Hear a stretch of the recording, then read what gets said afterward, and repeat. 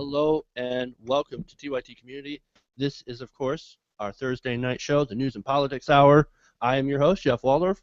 Joining me, of course, is Stephen Buckley, and we have a new person from Canada. Why don't you introduce yourself, Nick? Hello, hello. My name's Nick. Good to be on the show. Yeah, I'm looking forward to it. All right, we're good to have you, Nick. Always good to have new people. And, of course, if you're interested in joining the show, you can always email me at jeffw@tytnetwork.com. or post to our Facebook page, TYT Nation. All right. Anyway, so we've got some excellent stories to go over with you, and I sort of want to just dive right into it, man. Let's get this shit on the road. So we're going to start out, of course, with the oldest member of Congress. Now, the oldest member in Congress has finally been beaten in a Texas primary. That's right, 91-year-old Representative Ralph Hill was defeated by his Tea Party challenger, John Ratcliffe. Now, Ratcliffe received 53% of the vote, which is a pretty solid majority. Now, there were a couple of things that I found sort of interesting about this primary challenge.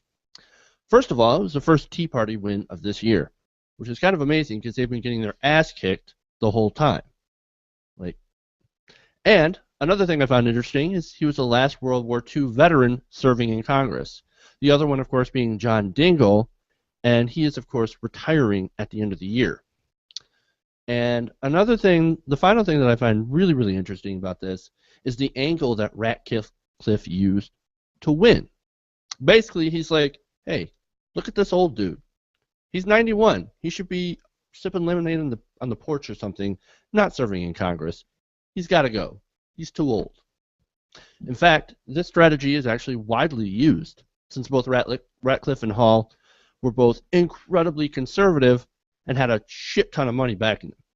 Hall was backed by important players like Michelle Bachmann, Ron Paul, and other high-profile conservatives, while Ratcliffe, of course, was backed by the money, the Senate Conservatives Fund, and the Club for Growth. Now, I want to show you guys one of the ads that the Ratcliffe campaign ran against Hall, and I think you'll find this somewhat interesting. Ralph Hall was first elected to Congress when Jimmy Carter was president. Now he's 90, the oldest member in Congress ever. But with Texas families struggling, he isn't making a difference for us anymore. Hall's a Washington insider who's voted for wasteful earmarks and to increase the debt ceiling. Times have changed. After 33 years, let's bring Ralph Hall home. This message has been paid for by Now or Never PAC. You're old, let's send you home. That's pretty much it. Now, what do you guys think? I'm going to open this up to the panel, but first I want to ask, is this sort of a fair strategy? I mean, to hit them over the head with how old they are? And in your mind, is that really an effective strategy to win elections against what is considered untouchable incumbents, which this guy was? It's completely dependent on, I mean, just saying, oh, the person's age, whether it should or shouldn't be a factor. It depends on what their age is. I mean, people have been bringing it up in regards to Hillary for 2016. She's 66 years old. There's plenty of perfectly capable, switched-on 66-year-olds who can be president. That's fine. But when you're 90, I mean, I don't agree with anything, kind of the advert saying, oh, he's voted for wasteful earmarks and so. That I don't really care about. But he's 90 years old. I mean, surely, I know you want to serve your country and help out, but surely to best serve your country, there must be more capable, more energetic politicians who are out there. I think it's a perfectly legitimate strategy to attack this guy when he's 90 years old. If he was 80, I'd still probably allow the tactic. If he's 70, then it would be probably on a case-by-case basis. But yeah, 90 years old, I mean, dude, just take a break, enjoy your retirement while you still have it, while you can still walk around. I love how you brought up Hillary about this, because this is the tactic that you see a lot of people hitting Hillary with. But Nick, let's go with you. What do you think? Yeah, I think it's very much a fair tactic, but I'm going to take a slightly different angle from what Stephen said. I think it's a fair tactic if, I mean, he first enters office during the Carter years. I mean, how much has the country actually changed since then? How much of the policies, the issues, the debates, the challenges? I mean, if this guy is 90 years old, at least the stereotype of elderly people is that they're more in the past by a couple of years, maybe a decade at least, in as far as their ideas and their planning goes. So if that's the case with this guy, then I don't think he's probably in the best interest of the country at that point. Now, whether or not it's a fair tactic because it's being used against certain people that aren't really or like Hillary, for example, that's a different argument. But on its face as a tactic itself, if strictly speaking age, no, but the issues that come with age, such as policy issues and positions on various topics that actually face the country now, sure, hands down. Oh yeah, I actually think that's really, really a good point. And the only problem that I have too with that, though, is that both of those politicians, Ratcliffe and Hall, very, very, very conservative, and actually both of them have been very, very friendly to the Tea Party, and the Tea Party has been very friendly to them. So it's almost like you're switching out Hall for a younger version of Hall. So really, you don't really have that much of a switch. But I love in the ad, and I want to go back to this, the ad where they have to point out Jimmy Carter, and I just think it's like Jimmy Carter slam. You know what I mean? Like, oh, we're going to link him to Jimmy Carter because Jimmy Carter's the worst president in history. When in actuality, he's actually not the worst president in history. George W. Bush was the worst president, at least in recent history. And another thing about changing moods and stuff, the changing laws, policies, thank you, is that this guy Hall was a Democrat that switched over to a Republican in 2004. And he was a very conservative Democrat. And now he's, and after 2004, he got even more conservative. So, as far as age goes, and I know I'm veering around here. As far as age goes, it's a fair tactic. But once again, it's going to be used against like Hillary and other, Democrats. It's just it's a fair tactic, but it's also kind of dirty. Right, of course. Oh, sorry. Go ahead, Stephen. I was just going to say it's a fair tactic in this case for this seat because there's no other way that the kind of upcoming candidate can attack him because they share pretty much identical philosophies and on policies. They have to attack on these kind of fairly superficial issues. Now I think the age is a fairly serious issue when you're 90 years old, but when it comes to Hillary, you can attack on policies. If he was a Democrat running against this 90-year-old, they would have said, oh, look at this old guy, and because he's old, look at all the kind of that old age mindset of all those redundant policies of the 50s and 60s. That's what a Democrat would have done. But the problem is, this new younger Republican, he can't do that because he's probably in favor of some of those older, decadent 50s and 60s policies. So he has to attack on age, and I think in this case, it's fair enough. Right, because he's definitely Tea Party. But go ahead, Nick. I was just going to say that actually, I think your point of when you're talking about the older mindset, yeah, based on his sort of career that you just tracked there, where he moved from a very conservative Democrat to Republican, it sounds very much like the old idea that the liberals of today are going to be the conservatives of tomorrow as the generations move progressively forward, that there is a natural tendency to want to eventually reach a point where you're like, okay, I kind of want things to stay the way they are now. I don't want things to go any further. And maybe, obviously, money and other things are a huge factor. Let's not discount that. But maybe that's actually actually evidence of his progression, that he is becoming an increasingly obsolete individual, we'll say. So his progression is pretty much a regression, is what you're trying to say. Basically, yeah. He's becoming became more and more obstinate in his positions and more conservative although it's hard to say because the Democrats, the left, hasn't really been very left either, especially in recent years, but at least the public perception is that. Right. And you got to remember too that this is Texas, and so a conservative Democrat there is going to be, a basically really, really right wing. I don't even know how he could call himself a Democrat, and I'm pretty sure at that point he was like, hey, you know what? I'm not a Democrat. I'm conservative. I'm going to be a Republican. I'm going to switch over. Fuck that. Democrats don't win in Texas, at least not very much. Could you say he maybe came out of the closet there? Who knows, right? Who knows? Fair point. All right. So does anybody have any sort of closing thoughts before we move on to the next one, or is it pretty much good? All right, guys. All right, we're going to move on to speed limits. This will be a fun story. I love this one. All right. So speed limits are apparently now big government. Awesome. Have you thought that life would be so much better if you could floor the gas without getting in trouble? Do you think that big government should stay off your roadways and stop telling you how fast you can drive? Do you feel like speed limits are oppressing you? Is your favorite song Sammy Hagar's I Can't Drive 55? If you've answered yes to any of these questions, you are not alone. Meet Montana Senator Matt Rosendale. He's got your back, while everyone else can eat your dust.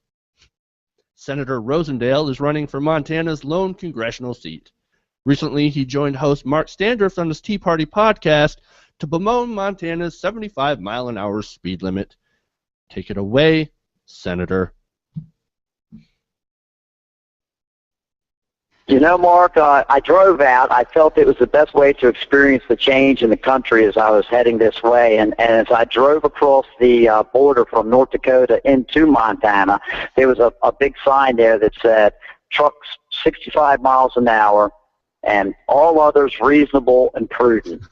And I thought, you know, this is where I need to be, where people are going to be held responsible for their own actions, but yet they're going to have the freedom to live those, live through it. Well, that's exciting. They still have that open speed limit there?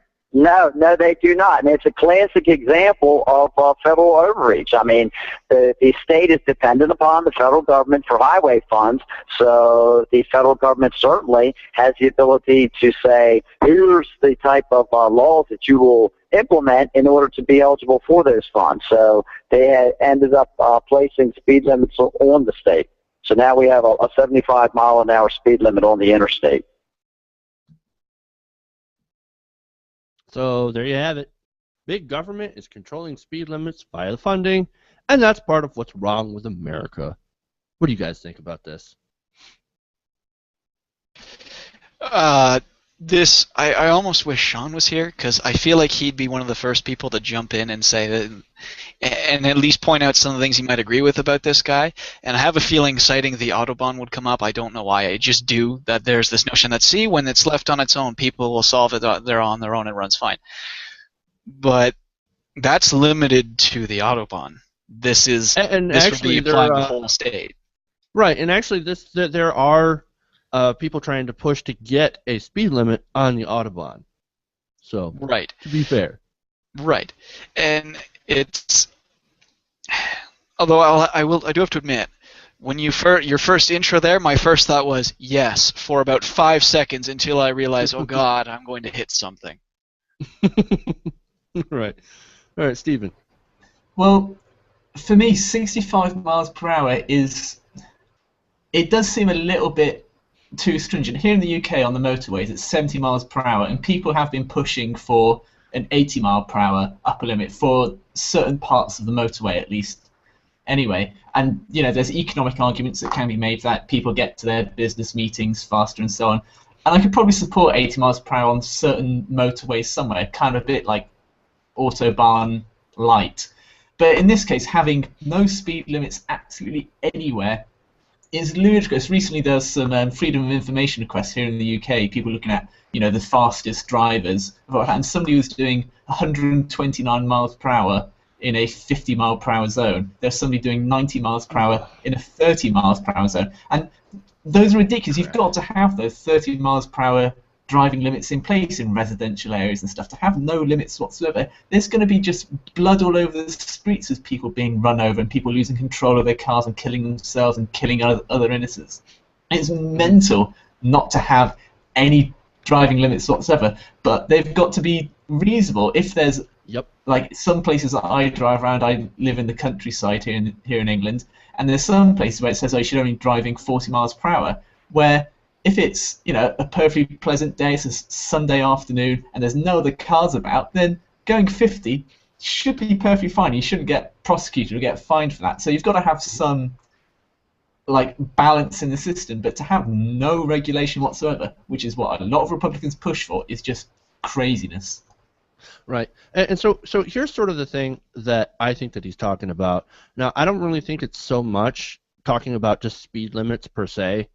I think I think it's more of an allegory to the idea that the federal government is too large and is too controlling of the states, using their purse strings to limit states' rights. But Jeff, then you have to acknowledge that Republicans know what an allegory is, and I don't think we can make that assumption here. I mean, well, that might be a good point, but when you think about it, though, like it sort of makes a lot of sense that, you know, the federal government is saying, hey, here's this money to take care of your highway. Oh, by the way, in order to get this money, you have to play by our rules, and to actually and you have to put up speed limits.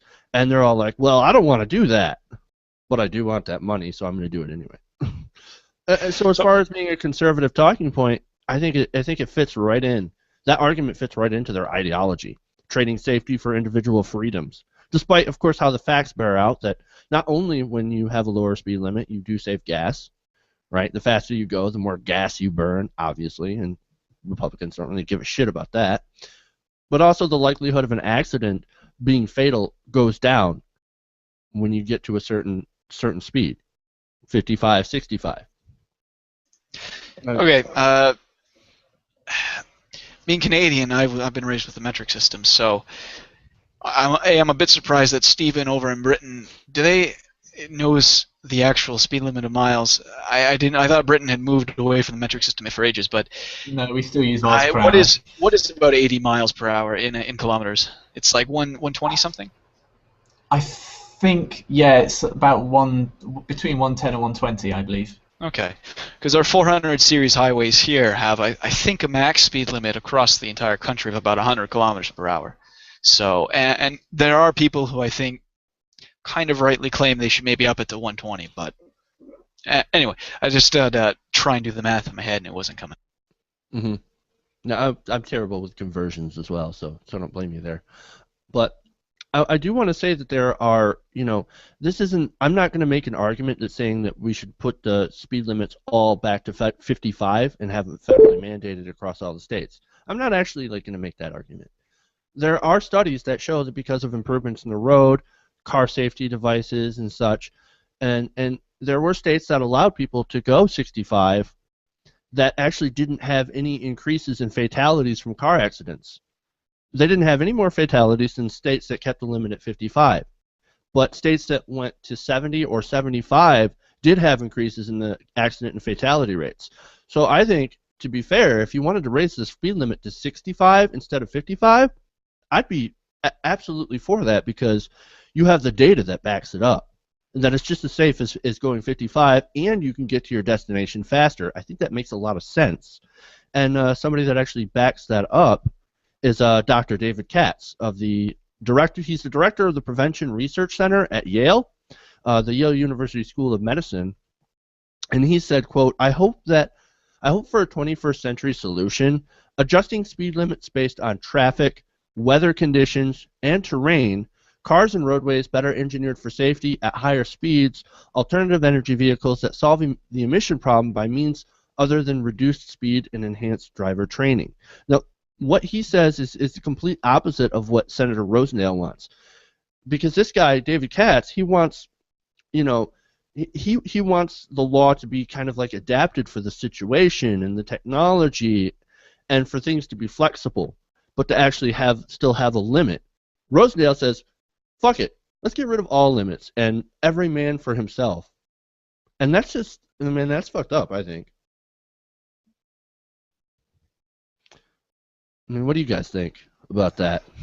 Yeah, I mean, you're right. You're right in as far as, safety has improved in leaps and bounds, certainly within the last, 20, 30 years, which is when a lot of these speed limits were put in place across, many countries. And so it's now less risky to go 75 miles per hour compared to 65 miles per hour, you're less likely to die in your own car. So there is a legitimate argument to make that. But if you hit someone going at 65 miles per hour or 75 miles per hour, if they're outside their car and they bounce off your bonnet, chances are you're still probably going to kill them. So safety for the pedestrians hasn't improved that much, which is why I think, you know, keeping speed limits pretty much the same in residential areas, highly populated areas, that's fine. But on motorways and stuff, when there aren't people, you know, walking across the road, then I think, you know, increasing it to 75 miles per hour, perfectly legitimate, and you could make a very good argument for that case. The only way to stop a...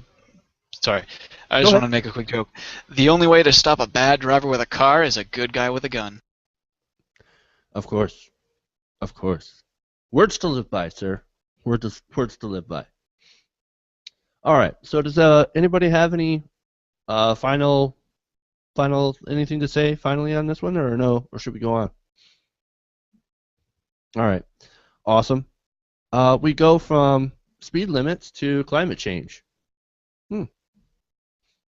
Now, for years, there's actually been a debate on how best to get the message out on what's happening to our climate. Now, one of the questions has been what to call it, global warming or climate change. Now, two different monikers for the same problem, but two different reactions when polled. And I find this fascinating.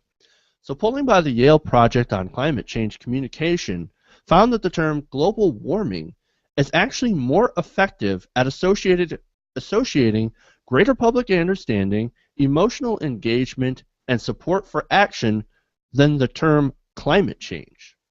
In fact, the study shows that the term climate change appears to actually reduce issue engagement by not only Democrats, independents, and liberals, as well as moderates and a variety of subgroups within American society. That includes men, women, minorities, different generation, and across political and partisan lines. The study also shows that people tend to associate global warming with extreme weather. Quote, within the weather category, global warming generates a higher percentage of associations to extreme weather than does climate change, which introduces more associations to general weather patterns. Now, what do you guys think? I mean, I found this incredibly interesting that just the term that you use changes the entire how people feel about it. Yeah, I mean, I'm really torn on this because for me personally, I think climate change is more it's more accurate and it's less. I don't know. It just seems to me that it's more scientific. Whereas global warming it simplifies the issue too much for me. But the problem is because global warming, as the polls have shown it, because it does simplify the issue. You know, more people they have greater understanding of it, so they have a more emotive reaction to it. I mean, my PhD looks at the use of emotive language in reporting, and this is a really good example of showing that the way you phrase certain things when you tell people about them can have a huge impact on what they believe to be true or not.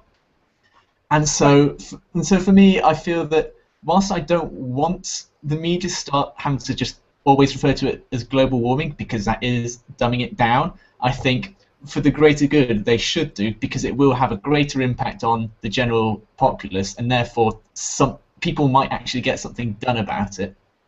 No, but Stephen, the globe we are actually going through global warming. I mean, the planet is warming if you check out any of the charts. So I think obviously both terms are accurate, and I don't think the term global warming is really dumbing it down all that much. Yeah, I mean, I don't want to say that global warming isn't accurate. It certainly is accurate, but I just feel it is a very for me it just simplified it, because climate change that involves a whole ton of there is cooling in certain areas, there's rising of sea levels, there's a whole ton of things that I associate with the term of climate change, whereas global warming, I just think things are getting hotter. And for me, I just think it's dumbing down. But I suppose I don't want to diss many Americans, but I will do here, I think maybe they do need it dumbed down for them. All right, Nick. I actually think this is a good example of where progressives have sort of struggled with labeling and marketing this cause and the righteousness of the cause. I'll preface this by saying, up until about a year ago, I wasn't a climate change denier, but I was still skeptical about how involved humanity was in causing that change. I thought maybe there was an overlap of a natural global change and we're contributing to that, but I didn't. But in the past year, I've become quite convinced that we are one of the driving factors of this, hands down. And part of the reason I was put off by that was the notion of global warming at first. But to Stephen's point about phrasing, it's huge. And I mean, I mentioned this, I think, in a comment a couple of videos ago about Obamacare, and I said, you know, I really hate even when we call it the Affordable Care Act, because that's not the full name. The full name is the Patient Protection and Affordable Care Act, which I think when you phrase it and you say it like it is, it sounds much better and much more appealing.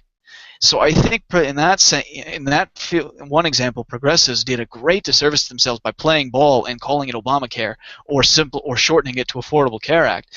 And in this case, I think they've also dropped the ball by starting off with global warming, which has polarized a few people, and then moving to climate change, which has given, I think, the perception of some people, and maybe why conservatives are hammering so hard, that they can force the left to compromise on this issue and come to the middle, which by their standards means come to our side and no ifs, ands, or buts about it.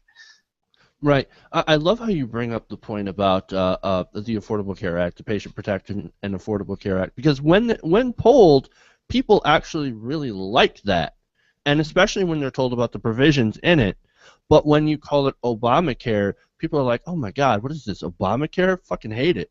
But you don't even know what it is, and they think it's a completely separate entity than the Patient Protection and Affordable Care Act. So I think absolutely you're 100% right on that point, and I think you're also right. And you make such a good point when you say that, you know, it's sort of bringing the conversation onto the Republicans' terms, onto the right wing's term, because they are so incredibly good at doing that, at changing the conversation. I mean, I'm going to mention here Frank Luntz in a few minutes, and how he helped shape the climate change, I guess the term climate change, into its current iteration. So that's what Republicans are good at. They're so good at messaging because they actually don't spend any time creating new policy, so they got to spend their time doing something, and what they do is they come up with buzzwords. Yeah, whilst I don't want to go down a Obamacare route, just to say that I think in the long run, using Obamacare will work, because the Democrats will then be able to own that and the Republicans will struggle with it. That's just a side point. In terms of the kind of how the Republicans have been able to shape the discourse of this argument, is that because people are saying, is it climate change? You know, is it climate changing? Or is it warming? You know, some people are saying it's not happening. There's confusion over, you know, the terms and stuff. And because the kind of the progressives and the meteorologists, they haven't just said, right, we are, and the media especially haven't said, right, we're going to call it global warming, or we're going to call it climate change, because they've been varying their terms of use in describing the phenomenon. People just haven't been able to grip onto it as much and then, you know, act upon it. So I think that's been one of the issues. And, you know, as just about to say now, is Frank Luntz, you know, the Republicans know what term is least likely to evoke emotion, so that's one that they're going to use. Exactly, and something that's sort of interesting that you bring up, Stephen, is that scientists have actually been using both terms for decades. Climate change, of course, being first used in 1956 in a paper by Gilbert Plass, and global warming first used by climatologist Wallace Broecker in 1975. Now, 1975, that's long before Al Gore picked it up and ran with it, by the way. So if anybody's going to be like, oh, you know, Al Gore came up with climate change to make some money, no, that the facts do not bear that out. Sorry, it was not Al Gore who came up with the word climate change. Also, he did not invent the internet. But anyway, right. Frank Luntz. Oh, go ahead. Okay, I just wanted to do a very brief plug. I wanted to say I think the latest episode of Cosmos actually did a very good job of situating this, and also going through the points and saying, now maybe it could be this. Well, no, we know what this is. We can account for that. Because my father, actually, who is still more around where I was about a year ago, is still kind of like, I'm not sold on it yet. That he's still not certain it's mostly man-made. But I saw that episode, and Neil deGrasse Tyson just goes through point by point pretty much everything that my father's always held out on and says, well, it could be this. But no, we can account for that. We see it, and we know what's causing this or this and this. And they actually deal with it going back to the 50s and showing like video clips of things like that. And Carl Sagan in the 1980s in his Cosmos talking about climate change too. So yeah, you're absolutely right about that. Just a brief plug. Cosmos. Yeah, Cosmos is fucking awesome. So I suggest everybody watch it if you don't already. And if you're not watching it, what the fuck are you doing? You gotta watch it, man. You gotta watch it. But anyway, I was gonna mention Frank Luntz. Frank Luntz wrote a memo back in 2003 and urged a lot of conservatives to start using the word climate change because it wasn't as emotive as global warming, and it didn't have that sort of less frightening. It had a less frightening connotation to it. You know, people are like, oh, climate change? Oh, well, that's just like a difference between, you know, Philly and Philly and Detroit or something like that. Philly and Boston, like, not that big of a deal. It's not scary. Whereas global warming is, oh, it's scary because I don't like it when it's fucking hot. You know? So I think as progressives, I definitely feel that we've bought into their language by calling it climate change instead of global warming. And I know you might disagree with me about that, Stephen, but it's incredibly funny to say that because in the end it's sort of the same thing. But when it comes down to the end of the day, I mean, words matter. It's not so much a matter of just that we're using that. Sorry, Stephen. I know you're about to talk. It's not just a matter of that we shifted it to climate change. It's a matter of timing. It's the fact that we started off with global warming and then we kind of shifted more to climate change in the public discourse, and that gives the perception of compromising and conceding ground. And it's that's the problem. If we'd started out with climate change, we probably would have had a different issue because it probably wouldn't have garnered as much attention as global warming did. But at the very least, we wouldn't have the issue of, oh, they're switching terms, therefore it's changing. It's not the reality or whatever they're saying. Isn't it sort of like, I'm sorry, Stephen, isn't it sort of like how progressives have sort of walked away from the term liberal because conservatives have made it a dirty word? Like that's sort of the parallel that I see. Maybe I'm like off a bit. Stephen, no, I was going to say that it's because we did shift from global warming to using climate change because the Republicans and Fox News particularly started using that phrase more and more. You know, liberals, they've now also associated, certainly since 2008, they've associated the word change with only, you know, maybe 5% change because of Obama. You know, we've associated change with just meaning a tiny amount rather than a huge difference that could end humanity, which is what climate change potentially is. So I think that's one of the issues as well of using the term climate change, that people just associate it with, well, change is probably only a small amount of change, or it could be change for the better. Whereas as Jeff said, warming, well, if things keep on warming, then it's going to get hot, and I don't like getting hot all the time. So that's why it's a more emotive term, and that's why it's a more effective term. And that's why the media, certainly after seeing this study, CNN no longer has a science correspondent, so they're probably not going to even see this story. If they did, they should send out a memo to all of their journalists and on their hosts saying, whenever we do talk about this story, which is maybe twice every year, we refer to it as global warming and nothing else, because that's what's going to have the most impact. And I think I want to start using the word global warming, to be honest with you, because like it's something serious, and it's something that we should all be taking seriously. And if you have to use a stronger word for it and a stronger phrase for it, okay, I will. Because like it's too fucking serious to not use, you know, the right kind of term for it that will strike people. Liberals, we as liberals need to get better with our messaging. Like, I know it kind of sucks to have to say that, to have to do that. Like, we should package our ideas better. Well, that's the reality of it. We have to package our ideas better, or else nobody's going to, you know, people are going to go to what sounds better, sounds snappier, and sounds easier. It's almost like putting up a video on YouTube. You want to have a good title to it to make people want to click. I just want to quickly jump in because I'm looking at the comments here, and TYT Talk has been. I just refreshed the page. There's a whole stream of comments. I just want to clarify. I personally, I don't think any of us here are actually saying it's a right-wing plot. We're just saying that the timing of the word change in the public discourse has done a disservice to progressives and to the cause of advocates of climate change. Mm-hmm. Yeah, for sure. It's, I mean, at the end of the day, all we want to do is we want to do the best to get our message out and to say, hey, we need to fucking do something about the climate or else we're going to fuck ourselves. And so, and Republicans are out there and are trying to do as much as they can to preserve oil company profits.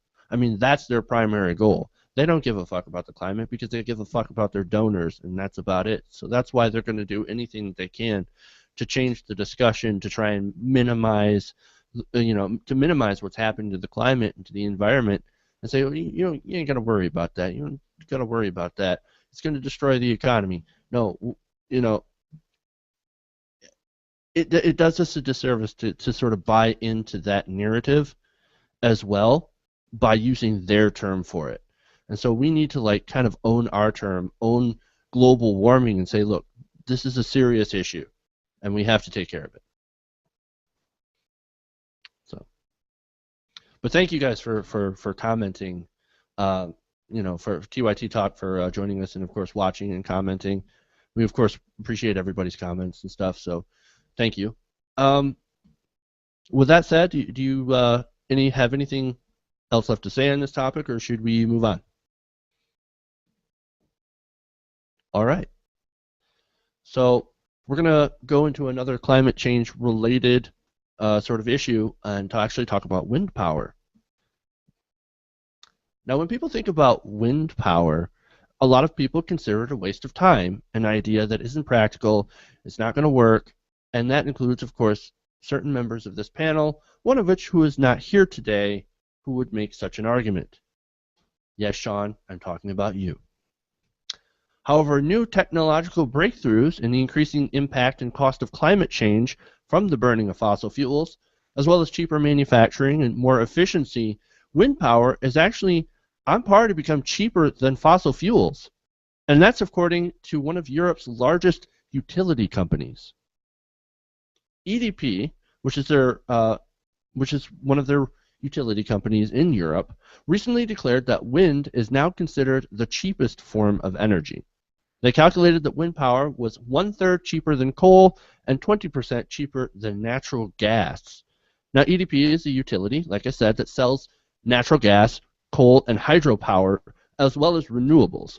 So I don't see much of a conflict of interest and any reason for them to exaggerate the benefits of wind power and other renewables. Now, João Manso Neto, I know I butchered that name, head of EDP's renewable division, located in Portugal, told analysts in London that, quote, it's clear more and more that our product, wind energy, is good. Not only because it's green, but because it's more competitive, it's cheaper. Now, of course, these are European numbers. So what about the U.S.? Well, according to Neto, the cost difference will even be greater in America. Now, researchers at Syracuse University and the University of California recently released an analysis that shows that wind power comes within 0.35 cents or 0.35 cents per kilowatt hour when levelized over the 20-year life of a typical wind contract. Okay? So wind contracts are about 20 years in length. Now, that's compared on an equivalent basis to the full costs of natural gas-fired energy.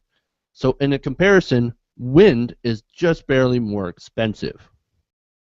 Now, Jason Dedrick, who's an associate professor at Syracuse University School of Information Studies, says, quote, the true cost of electricity from wind power and natural gas are effectively indistinguishable.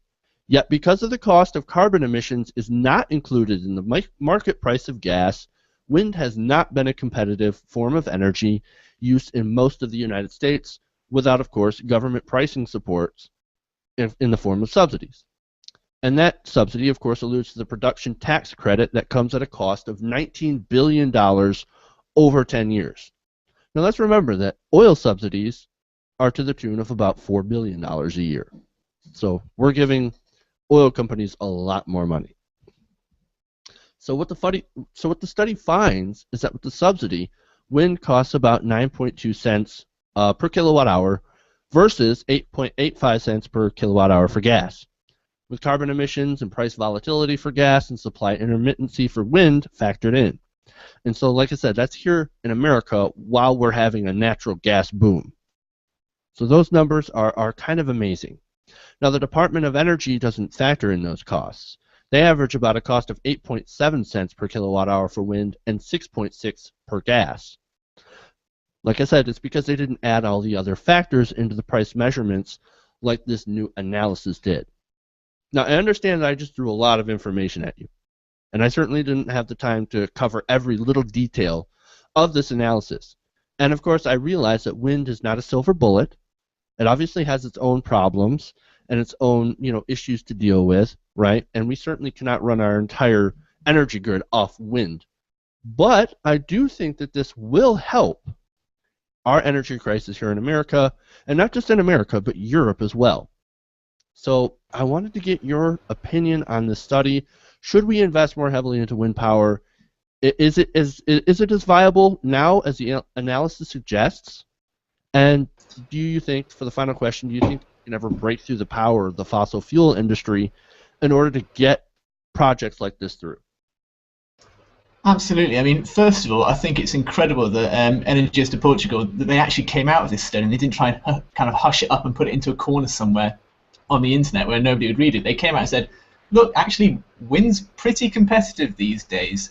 And then on top of that, I think it's quite incredible that the Department of Energy in the United States, that they don't factor in, this the price fluctuations in gas or the intermittency of wind. They're willfully ignorant.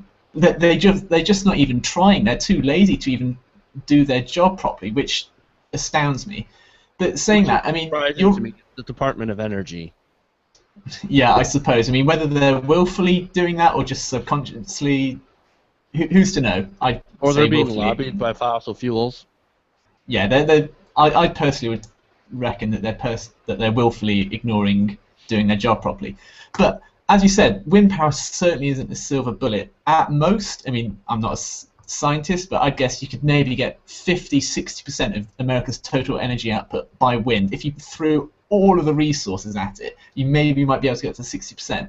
But even still, if it's becoming competitive, and I mean, if you took out all the subsidies that oil and gas get, and you threw maybe just a tiny bit more money into research for wind farms and wind technology, so if you get their efficiency just a tiny bit more, then the numbers that you throw at it basically show that wind power would be more cost efficient. Currently, it's just a tiny bit below gas, but in 5-10 years' time, that it will be more efficient, and so that there's absolutely no justifiable reason now not to start throwing lots and lots of money towards kind of wind energy and get that production going in the United States, and particularly in Europe as well. I mean, people always say, oh, if it's too windy, then the wind farms won't work, and they're not very efficient. Well, this study proves that they are efficient. They're just as efficient, essentially, as using natural gas. So why the hell don't we start investing in it? All right, Nick. Those are all great points. I don't know if it's willful ignorance. I think to an extent it probably is that it's not getting any real coverage or traction. Mm-hmm. I think a lot of it is also just flat out plain, they're not looking kind of ignorance. Not like they know it's there, they're not, but they're going to feign not knowing. No, they haven't even bothered looking. Maybe that's the same thing, I forget. But I think part of the problem is among a lot of people still there's this perception of wind energy farms as a massive eyesore. And I honestly don't know how much we can discount that as an issue for some people in really wanting to pour money into it. But inevitably we're going to have to bite the bullet. We're going to have to get much more renewable energy sources. And wind, solar, and for me the big one that I think is going to be great, and we have the technology, we have the research invested into it to make it better, is nuclear power. I think that's going to be a huge, huge sustainable energy market in the coming years. So. And with every, of course, form of energy, there's going to be a lot of drawbacks, and we've seen a lot of the drawbacks when it comes to nuclear. But Stephen and I were actually talking before the show about the coming fusion power, which I think is super, super fascinating. I consider myself, of course, a huge sci-fi nerd, so I think of like fusion power, and I'm like, ooh.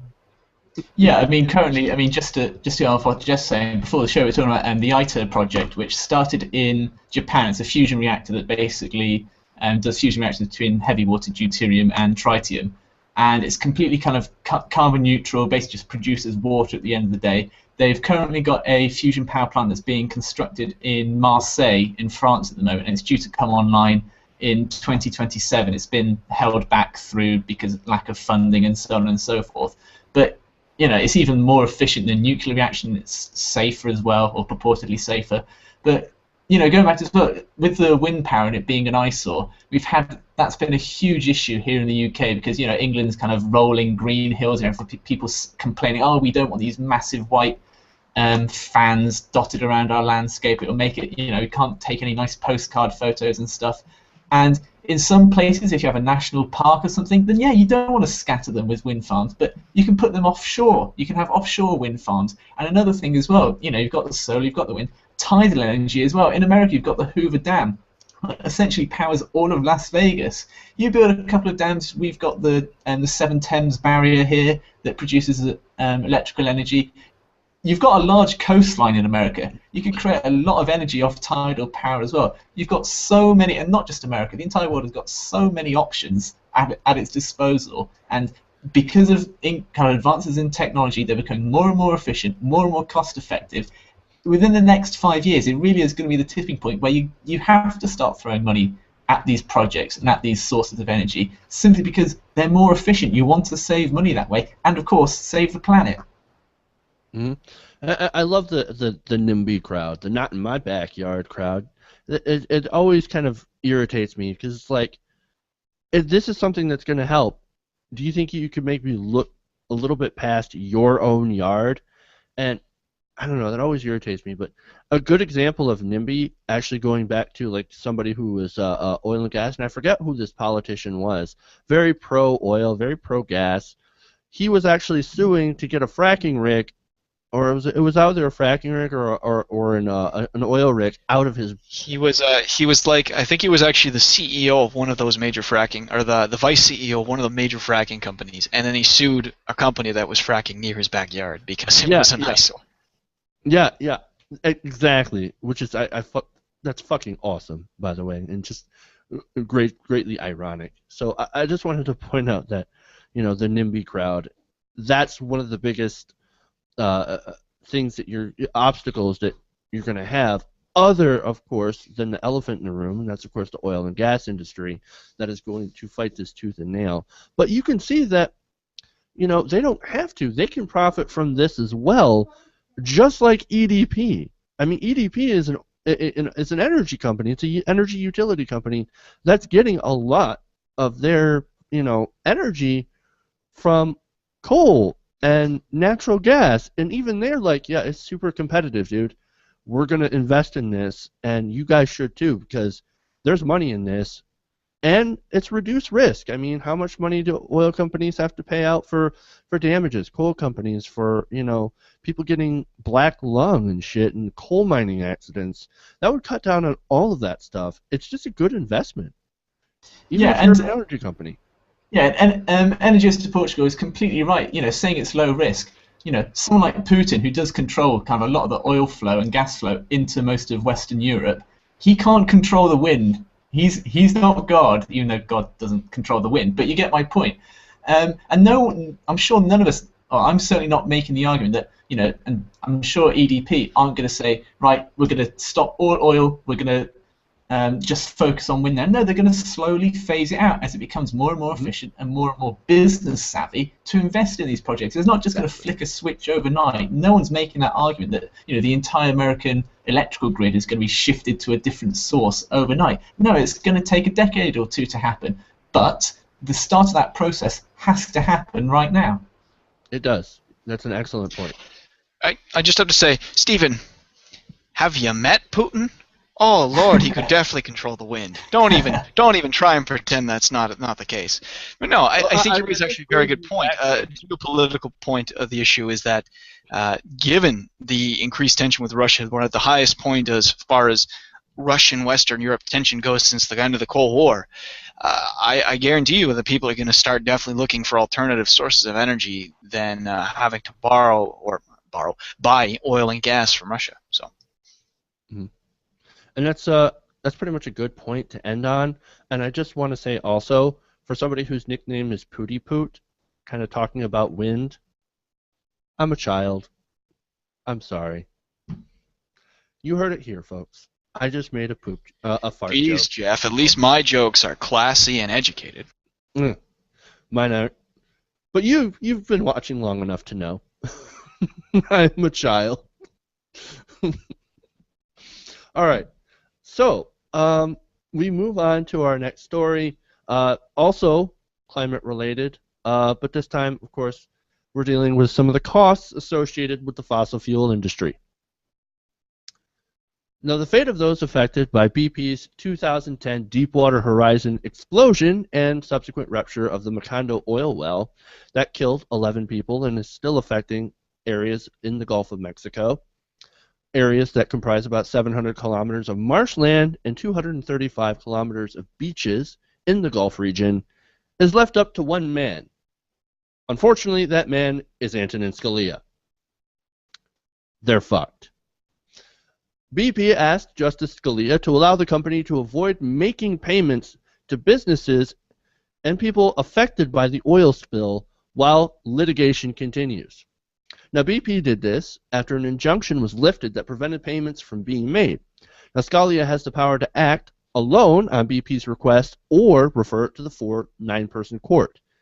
And he has absolutely no deadline to do so. So he can do it whenever. Now, an appeals court voted 2-1 to authorize those payments on business economic loss claims. So, I mean, it's already approved. It's left up to him. But a bit of an interesting fact. Scalia's son, Eugene Scalia, is a lawyer representing, guess who? BP. Justice Alito also has a son that is once again representing BP. So you can understand, you can sort of guess where this is going to go. Now, I want to ask you guys what you think about this. Is this a clear conflict of interest? Should Scalia be forced to recuse himself because his son is involved with BP as their lawyer? What do you think? Well, first of all, as a Brit, I have to point out that BP, even though it's called British Petroleum, it's not a British company, it's a global national corporation, so the English have absolutely nothing to do with it. Saying that... You're killing us, Stephen, you're killing us. Saying that, it's... Of course Scalia should recuse himself from this case, considering he has a close family tie related to the case, essentially. It's ludicrous. I mean, what BP is essentially saying that we caused a massive oil spill that affected millions of people, we killed 11 people, but some people may end up claiming that they lost business money because of our negligence, and some people might falsely claim, and we don't want to pay those people who are falsely claiming, so they might lose out, a couple of $1 million or whatever. And to be honest, whilst maybe it might not be right that they should pay those false accusations, you killed 11 people, you fucked up the entire coastline. Pay those people. I don't give a shit if it costs you a couple of extra million from your profits that year or that quarter. It's ludicrous how this has been blocked by BP. It should go through. And they make billions of profits a year. They make billions of profits a year. Go ahead, Steve. Okay, I just have to say, for me, one of the major things that would make all this better is if Scalia was asked that question about his son being a lawyer for BP, and then if Scalia were to respond, and then to be asked, do you think that's a conflict of interest on your part? And for Scalia to respond with, no, I fucking hate that kid. Oh, I would love that. Oh, that would make my day. Oh, that would be perfect. But no, I do kind of agree. I mean, Scalia's a difficult bag because he does have some protections as far as certain legal elements go. I mean, for example, the more recent case where they're talking about the case that was brought to the Supreme Court about the prayer at the community church, technically none of the Supreme Court was in the wrong there because the Constitution says Congress shall not pass laws regulating religion. The federal Congress didn't. It was a local issue at a state level issue brought to the Supreme Court, and the Supreme Court basically ruled, well, if it doesn't violate the state constitution, then there's nothing we can really do about it. But that's like the one exception as far as Scalia is concerned in my books. Pretty much everything he does is definitely in the interest of big money, and I think he definitely should, whatever the term is, not be the judge for this case. Yeah, I mean, I agree. I mean, he should recuse himself. Scalia is one of the most pro-corporate Supreme Court justices and pro-big money, just like you said, pro-corporate, pro-big money. I would be completely 100% surprised if he were to even think about ruling in favor of small business. That's not going to happen. And putting that power into his hand, that these people, these smaller businesses, these people that have been affected, and maybe some of them didn't really get affected by this oil spill. He's going to rule against them anyway. And so, because, like I said, he rules on the side of big money, and that's what he cares about. Yeah, and let's not forget, why do you think Eugene Scalia got that job working as a lawyer at BP? Do you think it's because he was the best lawyer, that he really knew his stuff? Maybe, but I doubt it. The most likely case is that the main executives at BP thought, Anthony Scalia, he's on the Supreme Court. If we hire his son, then any shit or wrongdoing we might perform, we'll probably get away with it. So that's why they hired him. I would highly imagine that is why Eugene Scalia is working for BP. And because of that now, it looks as if BP are going to get away with it. Mm-hmm. I remember just recently they hired they hired Philip Alito. So, coincidence? I think not. But that's just me. You mean Stephen hired Philip Alito? But man, I tell you what, I do not think that this should be in his hands. It just shouldn't be in his hands. It's crazy. But hopefully he'll do the right thing and refer it to the entire court. I don't see it happening, but maybe he'll pleasantly surprise us. Who knows? But fairly short story. Does anybody have anything else to add? All right. And looks like we're going to get to our last story of the night. And it's, of course, two of our favorite people, Pat Robertson and Rick Santorum. Oh, boy. Failed presidential candidate Rick Santorum recently dropped by to visit another failed presidential candidate, Pat Robertson. And they decided to get into a discussion about the message of the GOP. Take it away, Rick. You talk about your message, and I know your message is about work and responsibility and the importance of family as an economic unit. We as conservatives have to start focusing on where the problems are in America, and where the opportunities are for us to connect with voters who haven't been voting with us. And the Republican Party, as you mentioned at the outset, maybe at one time was the party of big corporations and of the country club set and white collar workers. But if you look at surveys today, they're no longer Republicans. I mean, we're barely 50-50 with Democrats with respect to those types of voters. Actually, where we're doing well is with middle-income voters and with even lower middle-income voters who are out there working, who know that the president's policies and the destruction of the culture that the left is doing, the destruction of the family, they understand that redistribution of wealth is a loser, that pretty soon you run out of other people's money, and that disincentivizing work and marriage is what the left's welfare programs do, is not a winner for them. Okay, so what the fuck is this guy talking about? I mean, is he living in the real world or what? Middle and low income voters are with us. That's basically what he starts out with. Except for the 63% of voters with a family income under $30,000 that voted for President Obama in 2012. And as did 57% of those with incomes between $30,000 and $49,999. Oops. What the fuck? What do you guys think? What do you think of their outlook? Can I go first on this one, actually? Yes, go ahead. My first point is briefly on the conversation they had as a whole. I have to say, look at the two figures there. Rick Santorum and Pat Robertson, and neither of them mentioned religion in that entire soundbite. What is this? They be did fair, mention it was like a marriage. He Yeah. did say marriage. He did throw marriage in there, which is kind of a...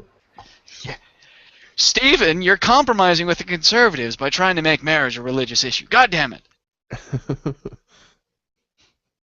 Stephen, what do you think?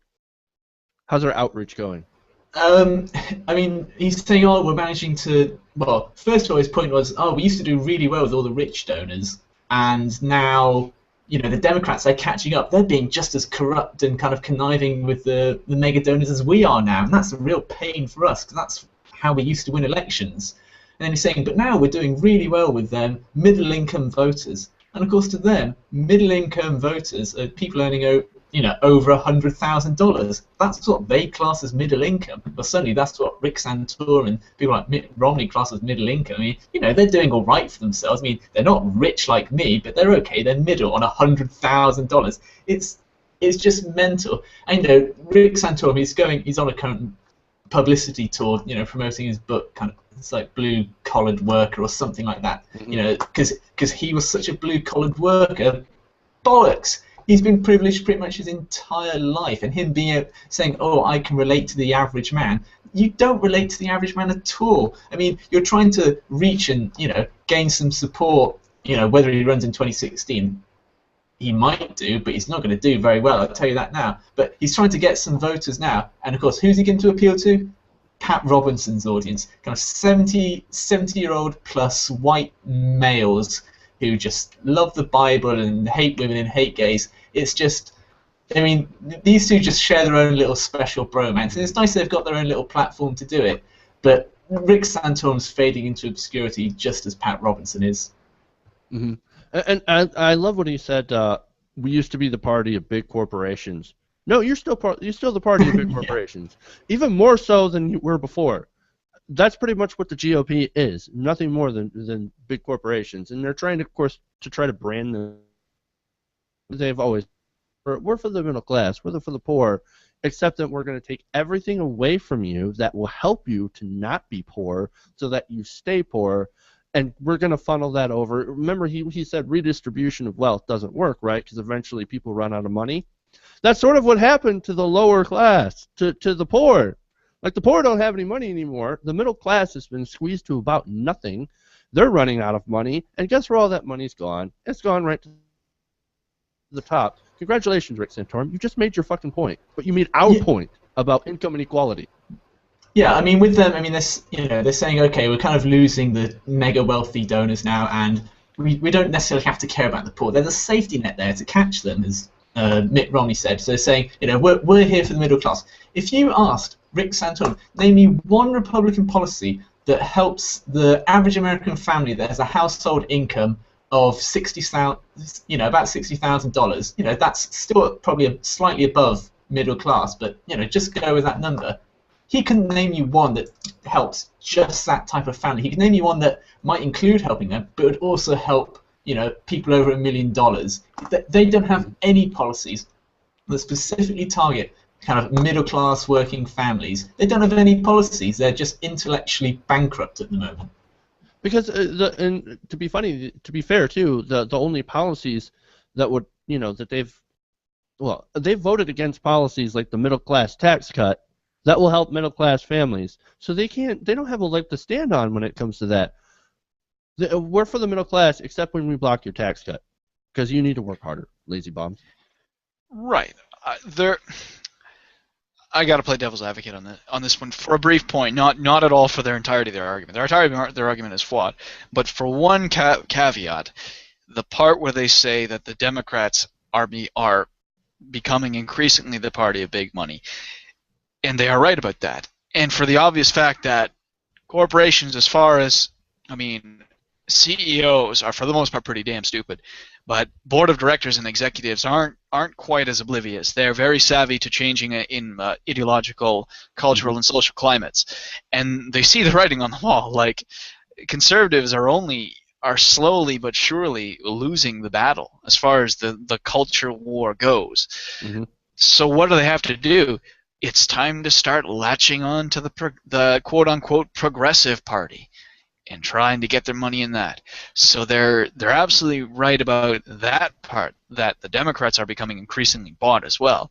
And maybe in like 50 years we'll see a Republican Party that is trying to actually pander to the low working classes instead of relying exclusively on big money. Because by that point, it wouldn't surprise me if actually both parties do another flip like they did back in the early 20th century, where the Democrats will become the much more conservative faction, the Republicans will have to become the progressives again.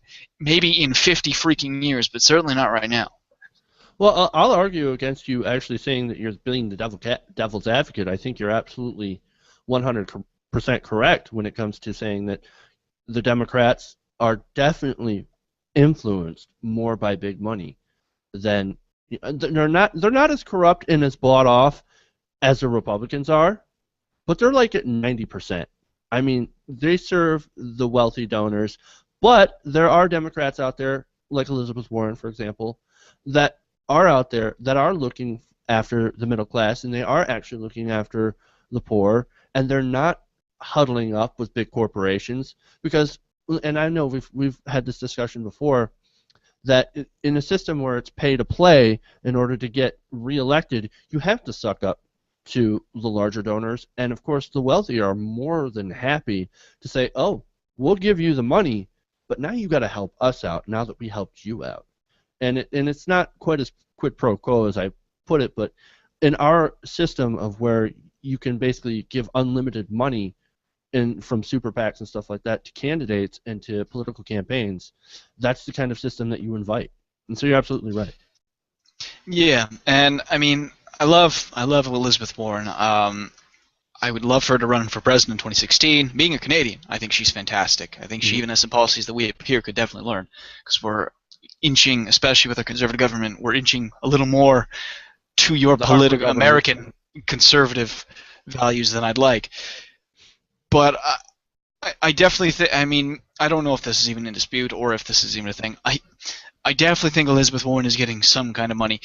The difference is I don't think she's being basically bought off to say, to spew corporate bullshit. I think the money might just be basically protection so that you don't instantly lose your seat in the next election, basically to keep her there so she can do whatever the hell she wants. But given the fact that it's a pay-to-play system, I don't see how she could, maybe she is just staying in there on the merits of her own cause. If that's the case, fantastic. I'm so happy.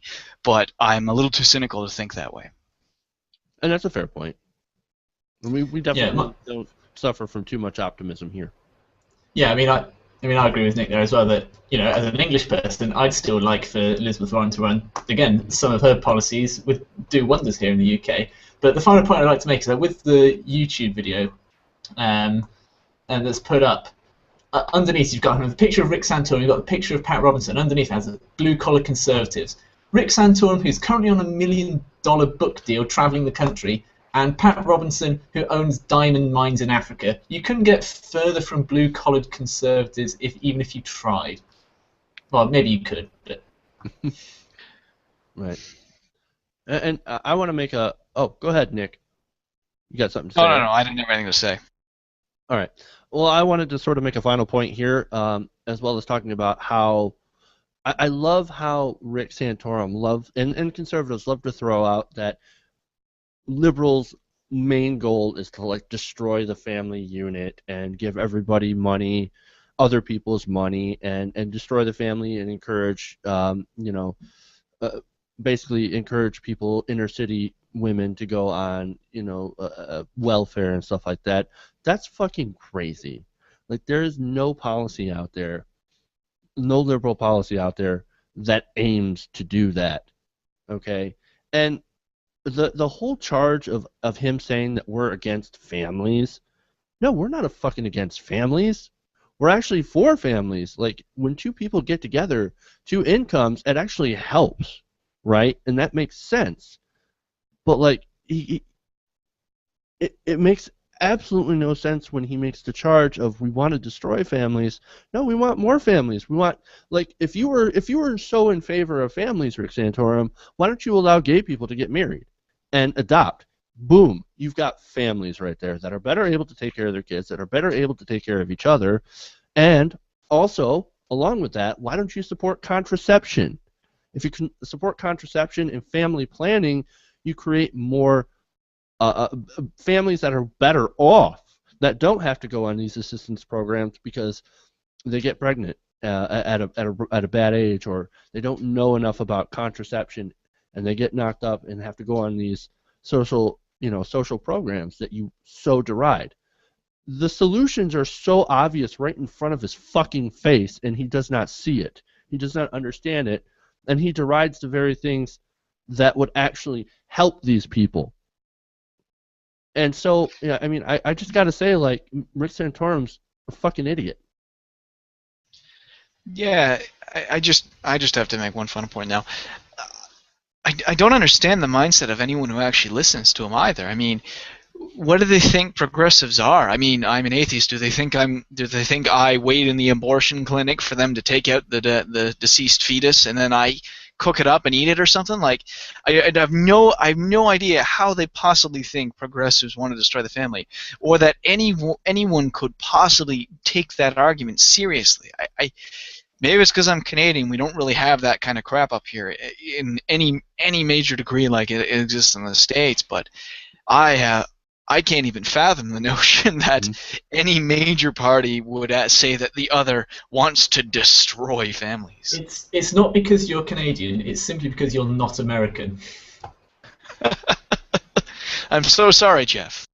I'm the lone American on the panel, and I just got to go out and defend my fellow countrymen to say that not all of us are fucking insane. We talk about it all the time, that people like Rick Santorum and Pat Robertson, they are the cutoff minority. Most Americans do not feel that way, but unfortunately I think we have so much apathy here in America for politics and anything politically related, especially now, and of course that's a really good tactic to get people to not get involved with politics. When you fucking politicize everything, make it a political issue, you scare the fuck out of everybody, and they don't still want to hear it, right? We have this sort of apathy mindset, like here in America. Like, I don't want to hear about politics. I don't care. It's too divisive. I don't want to talk about it. My family is, of course, very guilty of doing that, by the way. So I know that from firsthand experience, right? So you don't get a lot of people involved. And so people like this, people like Rick Santorum and Pat Robertson can come out and claim, and Ted Cruz even can come out and claim that the majority of Americans are with us on this issue, when most Americans, when polled, they hold somewhat more progressive values on a lot of different issues and don't agree, but because of the vitriolic nature of politics, and because of apathy, and because of branding, really good messaging by the GOP, many Americans consider themselves to be quote-unquote conservative when they're not actually conservative at all, but Republicans look at that and say, winning. So that's sort of my final point on that one.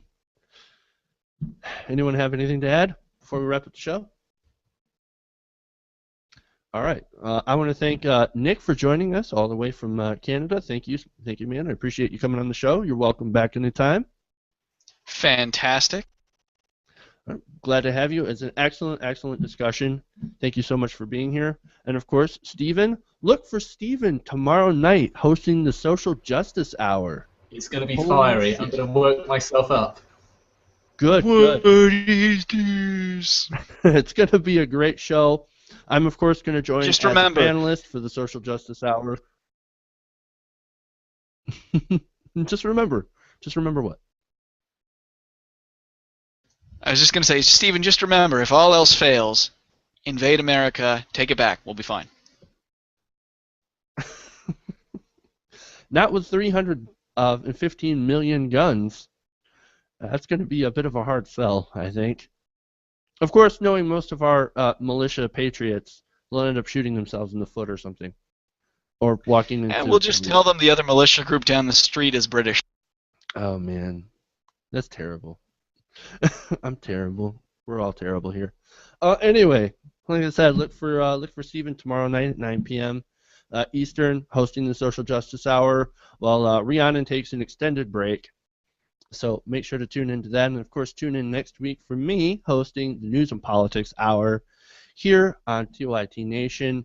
And if you don't know where to find more of our clips, find them. You can find them on YouTube.com/TYT Nation, our YouTube page, and we post our clips up, of course, on our Facebook page, Facebook.com/TYT Nation. And like I said, when the show started, if you're interested in being part of the panel, you can post up there, or you can send me an email, jeffw@tytnetwork.com.